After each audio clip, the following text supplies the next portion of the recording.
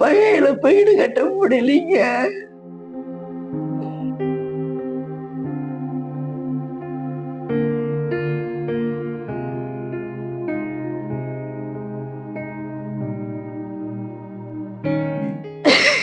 கிடைக்க போறது கிடையாது. அவனோட நினைவிலேயே தான் நாங்க வாழ்றோம். என்ன பண்ணுவோன்னு தெரியல.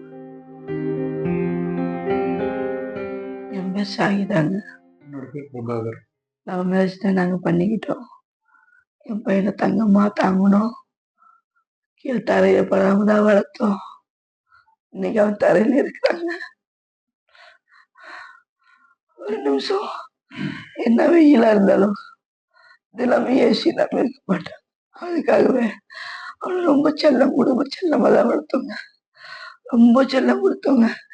எது கேட்டாலும் நாங்க வாங்கி கொடுப்போங்க. கடனை உடனே வாங்கியாவது வாங்கி கொடுப்போம். அவங்க அப்பான்னா அவனுக்கு ரொம்ப பிடிக்குங்க. அப்பாங்கிற பேச்சுக்கு ஈடு கிடையாது. அவர் எது சொன்னாலும் கேட்டுக்கக்கூடிய ஆளுதான். நாங்க 2 பேரும் உயிரோடு இருக்கிறதுக்கு அவன் இருந்திருந்தானே நாங்க ஏதாவது உயிர் போயிருந்தோம்னா கூட ஒரு கலர். என் பையன் இழப்ப என்னால தாங்க முடியலைங்க. இன்னைக்கு நாங்க 2 பேரும் நடப்படமா இருக்கிறோங்க. எனக்கு பையனை ஈடுகட்ட முடியலைங்க. என்னால என் பையன் இழப்ப ஈடுகட்ட முடியலைங்க. எல்லாம் செய்யாத வேலையே கிடையாதுங்க. அவன் எல்லா வேலையும் எது கூப்பிட்டாலும் டான்ஸ் கிளாஸ் கூப்பிட்டா டான்ஸ் கிளாஸ் போவான். வேலை ஒர்க்கிங் போட்டோ எடிட்டிங் பண்ற வேலை தான் செஞ்சிட்டு இருந்தாங்க. சிஸ்டம் ஒர்க்கு தான் செஞ்சிட்டு இருந்தாங்க. அப்புறம் இடையில இருந்து விளம்பரம் அது இது நோட்டு எல்லாம் பண்ணிட்டு இருந்தாங்க. ஓட்டு சுட்டு விளம்பரத்துக்கு கூட போயிரு. அவன் பண்ணாத வேலையே இல்லைங்க. ஆனா இன்னைக்கு அவன் இத்தனை பேர் மக்கள் எல்லாம் கேட்கிறாங்க. எல்லாம் என்னங்க பதில் சொல்லட்டும். ரொம்ப படிப்புலையும் சரி, ஸ்போர்ட்ஸ் மற்ற விஷயங்களையும் சரி ரொம்ப இன்ட்ரெஸ்ட் எடுத்து பண்ணுவோம். அப்படிங்க படிப்பு டிப்ளமா தான் முடிச்சிருக்க அப்படி. ஆனால் டிஸ்கன்டினியூ தான். அவனுடைய மெயின் இன்ட்ரெஸ்ட் பார்த்தீங்கன்னா ஆக்டிங், டான்ஸிங்கு, இந்த மாதிரி சினி ஃபீல்டு லெவலில் தான் அவனுக்கு ஃபுல் இன்ட்ரெஸ்ட்ங்கிறனால நாங்கள் அவனோட சாய்ஸ்லேயே விட்டுட்டோம். எதுவுமே அவனுக்குன்னு நாங்கள் எதுவும் கண்ட்ரோல் எல்லாம் பண்ண கிடையாது. நீ இதுதான் பண்ணணும், இதுதான் படிக்கணும் அப்படிங்கிற மாதிரிலாம் கிடையாது. அவனுக்கு என்ன இன்ட்ரெஸ்ட்டோ அதில் ஃபுல்லாக நம்ம சப்போர்ட் பண்ணி கொடுத்துருந்தோம். அதே மாதிரி அவன் ப்ரொமோஷன் வீடியோ ஆகட்டும், அவனுடைய எல்லா அந்த சோஷியல் மீடியா வீடியோஸ் எல்லாம் பார்த்தீங்கன்னா எதுவுமே யாரையுமே நெகட்டிவிட்டியாவோ அல்லது டீ ப்ரொமோட் பண்ணுற மாதிரியோ அந்த மாதிரி வீடியோஸ் எதுவுமே அவன் போட்டிருக்க மாட்டான். ஃபுல் அண்ட் ஃபுல் சமூகத்துக்கு என்ன ஒரு நல்ல விஷயங்கள் கொடுக்கணும், அதை எப்படி கொடுக்கணும், எந்த மாதிரி கொடுத்தா ரீச் ஆகும் அப்படிங்கிற ஒரே ஒரு டாக்டிக்ஸை மட்டும் அவன் நல்லா கற்றுக்கிட்டான். ஸோ அதில் அவன் நல்ல பேர் வாங்கி நல்ல சிறப்பாக பண்ணி கொடுத்துட்டு இருந்தான். அவனுடைய வியூவர்ஸ் எல்லாம் பார்த்தீங்கன்னா கிட்டத்தட்ட ஆல்மோஸ்ட் ஒரு 77 lakhs எனக்கு தெரிஞ்சு. அதுக்கப்புறம் இன்னும் நிறைய வந்திருக்கு. ஸோ யூடியூப் சேனலில் பார்த்தீங்கன்னா அவனுக்கு சில்வர் ஜூப்ளி அவார்டெல்லாம் கொடுத்துருக்காங்க. அடுத்தது அவனுடைய எய்ம் கோல்டன் டைமண்ட் அப்படின்னு போகணுன்னு தான் என்கிட்ட சொன்னா. அப்படி கண்டிப்பாக அது வாங்குவான்னு நான் நினச்சேன். அதுக்கு இடையிலேயே இப்படி இதாயிடுச்சு. அவனுடைய போராத காலம் பஸ்ல கூட கூப்பிட்டாங்க, பிக் பாஸ்ல கூப்பிட்டாங்க. 7th அந்த பிக் பாஸ்ல கூட சான்ஸ் கொடுத்தாங்க. அப்போ இவனுக்கு ஒரு ஒர்க் இருந்தனால அடுத்த இதுல பண்றேன் அவங்க பண்ண சொன்னவங்க இவனுக்கு பிடிக்கல, அதனால போகல அப்படின்னா அடுத்ததுக்கு கூப்பிட்டா போய்க்கிறேன். ஏன்டா போயிருக்கலாம், எங்களை எல்லாம் பிரிஞ்சிருக்க முடியாம போக மாட்டேன். 100 daysனால கொஞ்சம் யோசிக்க ஆரம்பிச்சான். ஏன்னா எப்பவுமே எங்க போனாலும் கான்டாக்ட்ல தான் இருப்பா. அப்படி அவங்க அப்பா என்ன சொல்றாரு அதுதான் கேட்பான். எது சொன்னாலும் கேட்டுக்குவேன். இவரு கொஞ்சம் பொறுமைசாலி, நானா கூட திட்டுவேன். பொறுமைசாலி சொல்லி கொடுப்பாரு. ஆனா பையன் விஷயத்துல கேர் எடுத்துக்குவார். ரொம்ப எப்பவுமே அவனோட சாய்ஸ் தான். அவனுக்கு என்ன பிடிக்குது அப்படிங்கறது எங்களுக்கு தெரியும், அவனும் பப்பன சொல்லுவான். ஸோ அதை பேஸ் பண்ணி தான் எல்லாமே நாங்க பண்ணிட்டு இருக்கோம். 3 பேருக்குள்ள மாற்று கருத்துமே இது வரைக்கும் வந்தது கிடையாது. அவன் விருப்பப்பட்டான்னா அது. அதே மாதிரி அவனுக்கு என்ன இன்ட்ரெஸ்ட் இருக்கோ அதில் நாங்கள் விட்டுட்டோம். படிப்பு ஓரளவுக்கு தான் படிச்சிருக்கான், டிப்ளமா தான் முடிச்சிருக்கான். அவனுக்கு இன்ட்ரெஸ்ட் பார்த்தீங்கன்னா ஃபுல்லாக மீடியா, ஆக்டிங், டான்ஸிங், இதுதான் ஸ்போர்ட்ஸ். ஸோ அதில் அவனை ஃபுல்லாவே இது பண்ணிட்டு இருக்கும். அந்த விஷயத்துலலாம் அவங்க சிறப்பாக எல்லாமே பண்ணியிருக்கு. இது வரைக்கும் உங்களுக்கே தெரியும். மீடியால பார்த்தீங்கன்னா உங்களுக்கு தெரியும் அவங்களுடைய வியூவர்ஸ் எவ்வளோ, லைக்கர்ஸ் எவ்வளோ அப்படிங்கிறது. ஸோ ரொம்ப நல்ல பையன் தான். எந்த பழக்கமும் எங்களுக்கு தெரிஞ்சு எதுவுமே கிடையாது. ரொம்ப ஒழுக்கமா தான் வளர்த்திருக்கோம். சின்னவங்க பெரியவங்க எல்லாத்துக்கும் மதிப்பு மரியாதை இருக்கான். சின்ன பசங்க ஒரு செல்ஃபி எடுக்கணும்னாலுமே ஸ்பாட்லேயே நிறுத்தி ஃபோட்டோ எடுத்துட்டு தான் போவாங்க. யாருக்கும் நல்ல ரெஸ்பெக்ட் கொடுக்கக்கூடிய பர்சன் தான். அவனோட இழப்பு வந்து யாராலையும் ஈடுகட்ட முடியாது. ஏன்னா வந்து சோஷியல் மீடியாவில் எல்லாத்தையும் பல கோடி மக்களை வந்து அவன் சந்தோஷப்படுத்திக்கிட்டு எவ்வளோ ஸ்ட்ரெஸ் இருந்தாலும் சரி அவனோட ஒரு வீடியோ பார்த்தா போதும், அப்படியே ஆட்டோமேட்டிக்காக அவன் கூல் ஆயிடுவாங்க. அது சொல்லியிருக்கான். ஒருத்தர் இறந்து போற நிலைமைக்கு போயிட்டு இவன் வீடியோ பார்த்துட்டு, அண்ணா உங்க வீடியோ பார்த்துட்டு நான் அப்படியே மறந்துட்டேன்னா ஃபெயிலியர் ஆகி சாவ போனேன்னா உங்க வீடியோ பார்த்துட்டு தான் நான் எந்திரிச்சு வந்தேன்னு சொல்லியிருக்காங்க. அந்த அளவுக்கு வந்து என் பையன் வந்து ஈடுகட்ட முடியாத அளவுக்கு என் பையன் இருந்திருக்கான். படத்துல புக்கிங் ஆயிருக்கான், 2 படத்துல புக்கிங் ஆயிருக்கான். ஆனா இன்னைக்கு அவன் இல்ல. எங்களால ஈடுகட்டவே முடியல. எங்களுக்கு பெருசா சொத்து பத்தி எது இல்லைங்க. எங்க பையன் தாங்க எங்களுக்கு சொத்து. எங்க பையன் தாங்க சொத்து. 2 பேருமே ஜவுளி தொழில் தாங்க வேலை செய்யறோம். என் பையன் தாங்க இதெல்லாமே. அவனோட இறப்பு வந்து ஈடுகட்ட முடியாதுதான். இருந்தாலும் அவன் போட்டுக்கிற அந்த சோசியல் மீடியா வீடியோஸ் எல்லாமே கம்பல்சரி எல்லாருமே பாருங்க. எவ்வளோ ஸ்ட்ரெஸ் இருந்தாலும் ஈஸியா குறைஞ்சிரும்.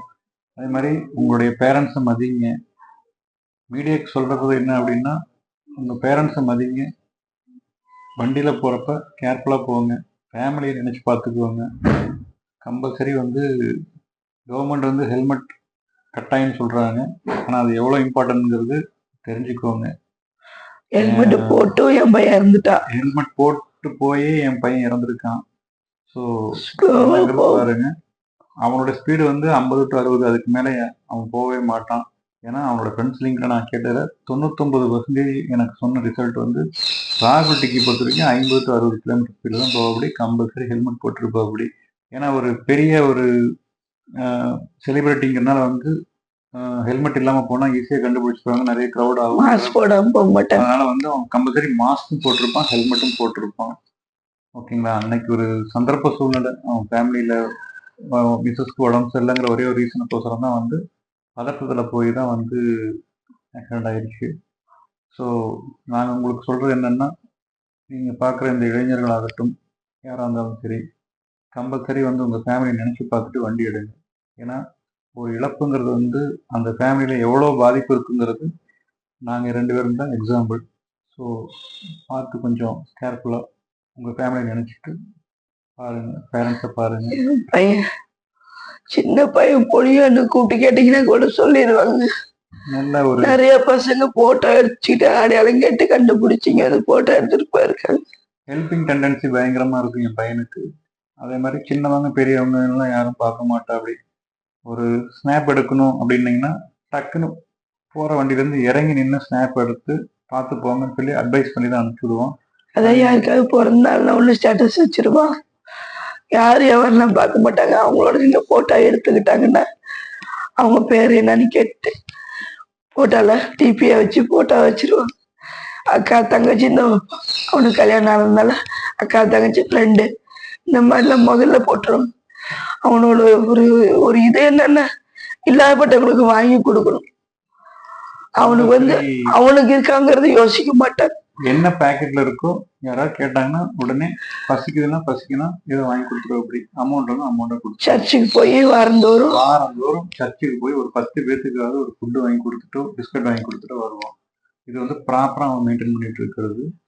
இதுதான் இல்லை, யாரு உதவி கேட்டாலும் யோசிக்காம எடுத்து கொடுக்கக்கூடிய ஒரு. அதே மாதிரி விளம்பரத்துக்குன்னு கூப்பிடுறவங்க, சென்னைக்கு கூப்பிடுறவங்க, நாங்க டிராவல்ஸ் ஆவல் மட்டும் கொடுக்குறோம், எங்களுக்கு ஒரு விளம்பரம் மட்டும் பண்ணி கொடுங்க, நாங்கள் அந்த அளவுக்கு எங்களுக்கு அமௌண்ட் கொடுக்குற அளவுக்கு வசதி இல்லைங்கன்னு சொன்னாலும் சரிங்க எங்களுக்கு எதுக்கு மட்டும் பஸ் சார்ஜ் மட்டும் எனக்கு போட்டு விடுங்க அப்படின்னு சொல்லிட்டு அதை போய் பண்ணி கொடுத்துட்டும் வந்திருக்காங்க. ஹெல்பிங் டெண்டன்சி ரொம்ப ரொம்ப அதிகம் என் பையனுக்கு. அதனால வந்து உதவின்னு கேட்டீங்கன்னா மறுக்காம மறக்காம செய்யக்கூடிய ஒரே ஒரு பையன் ராகுல் டிக்கி தான். யாராலையும் மறக்கவும் முடியாது, மறக்கவும் முடியாது. கிடைக்க போறது கிடையாது. அவனோட நினைவிலே தான் நாங்க வாழப்போம். என்ன பண்ணுவோன்னு தெரியல. உங்களுக்கு இப்ப கடைசியா மெசேஜ் அனுப்பிச்சாப்ல வாட்ஸ்அப்ல? இந்த மெசேஜ் தாங்க, இந்த மெசேஜ் தான் லாஸ்ட். அதுக்கப்புறம் நான் தான் இவனுக்கு இவன் போனது வந்தது எதுவுமே தெரியாது. அவங்க அப்பாட்ட தான் கடைசியா பேசியிருக்கான், அவர்கிட்ட தான் கடைசியா பேசியிருக்கான். அவர்கிட்ட தான் அந்த மாதிரி நான் வந்துட்டு அவர் பேசுறதுக்கு ஒரு மாதிரி யோசிச்சு பேசினாரு. ஏப்பா யோசிச்சு பேசுற, ஏப்பா சரி நான் வச்சிடறேன். நானும் வேலைக்கு போயிட்டு வந்து நாங்க உளுந்துட்டாங்க, பலமான அடிங்க எனக்கு. உளுந்து கை காலெல்லாம் காயமாயி எனக்கு பலமான அடிங்க எனக்கு உளுந்து. டீ குடிச்சிட்டு வந்துட்டு கிளம்பி வேலைக்கு போயிட்டு வந்து எப்பவுமே எங்க அம்மாவோட சங்ககிரி போயிடுவேன். எங்க அம்மா உடம்பு சிலம்பு இருக்கிறதுனால நாங்க போயிடுவோங்க. காலையில விடிகாலம் வந்துட்டு படி துணியில துவச்சு போட்டு தண்ணி ஊத்திட்டு வேலைக்கு போயிடுவோங்க. இப்படிதாங்க போல போயிட்டு நான் ஒன்றியமா இருக்கிறதுனால வீட்டுல லீவும் போது இந்த 1.5 மாசமா வீட்டுல தாங்க இருந்தேன். அதுக்கப்புறம் ஒரு 15 நாள் வீட்டுல தான் இருந்தேன். இப்ப திரும்ப 3 நாள் தான் வேலைக்கு போனேன். அவன் தம்பி பெஸ்ட் ஃப்ரெண்ட் அவன் தான். வாட தம்பி, தம்பியும்பா எங்க போனாலும் அவனை தான் கூட்டிட்டு போவான். உங்களுக்கு இந்த தகவல் எப்ப உங்களுக்கு 9:45. ஆமாங்க, அவங்கதான் போன் பண்ணி சொன்னாங்க. பொண்ணு வீட்டுலதான் போன் பண்ணி சொன்னாங்க. அவங்க இந்த வீட்டுக்கு வந்துட்டு இருந்தாங்க, அவங்க குடியிருக்கிற வீட்டுக்கு வந்துட்டு இருந்தாங்க. இந்த பிள்ளைக்கு உடம்பு சரியில்லைன்னு அவன் போனது. அவங்க அம்மா நான் கூட்டு போறேன்னு கூட்டு வந்துருக்குது. கூட்டு வரும்போது இவன் இங்க வேகமா போகும், உனக்கு கொஞ்சம் ஸ்பீடா போயிட்டாங்க. உடம்பு சரியில்லாம அந்த பிளட் வாமிட் மாதிரி தான் எடுத்துருக்கு போல புள்ள. அதனால கொஞ்சம் போவோம். நான் இதுல மாத்தி இந்த டர்க்கரா மாட்டி அதுல மாட்டி இந்த எங்கேயும் அடியில இந்த மூக்கு கிட்ட இதெல்லாம் சரிச்சு விட்டுருக்குதுங்க. இந்த மூக்கு அடிபட்டு மூக்குல ரத்தம், காதுல ரத்தம், கையெல்லாம் கொஞ்சம் சரிச்சு விட்டுருக்கு. சாக்ஸ் தான் போட்டு போயிருக்கான், கால் சரிச்சு விட்டு. ஆனா எங்க பையனை முழுசா தொட்டு பார்க்க கூடாது, பழனிங்க. எனக்கு மன வருத்தம் இருக்குதுங்க. என் பையனை கடைசியா முத்தம் கொடுக்க முடியலையே, தொட்டு பார்க்க முடியல, மன வருத்தம் இருக்குதுங்க. எந்தி பார்க்க முடியலையேன்னு.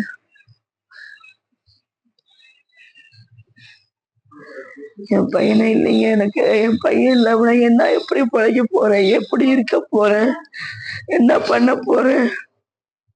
இந்த பையனு கூட சொல்றேன், தனியா போறது எனக்கு பிடிக்கலடா, நீ எல்லாம் சொல்லாமலடா தம்பி. நான் சொல்லிட்டேம்மா, என்னம்மா பண்ணிட்டு அதிகமா நான் வரேன்னா இந்த பையன் என்ன பதில் சொல்லும்? வீடு கட்ட முடியாது,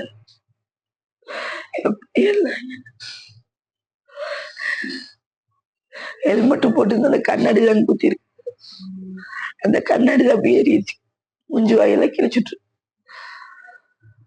கண்ணை மூட்டை லாஸ்டா கவிக்கும் போது மேக்கப் எல்லாம் பண்ணி இருக்கோம். எந்த கெட்ட பழக்கமும் இல்லைங்க.